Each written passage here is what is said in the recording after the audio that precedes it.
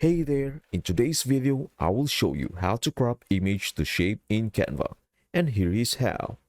But before that, we will start calling shapes as frames.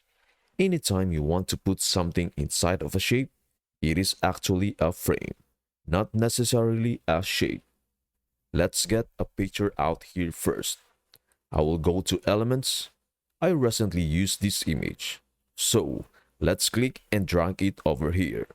You can use tens of thousands of stock photos on Canva, or you can use your own. Alright, so I need frames, not necessarily shapes. Frames are shapes that you can put images into.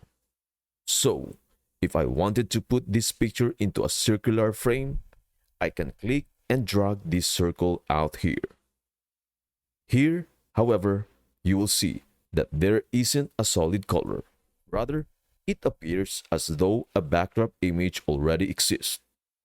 What I need to do now, with this picture out here, is select a photo and drag this into this frame.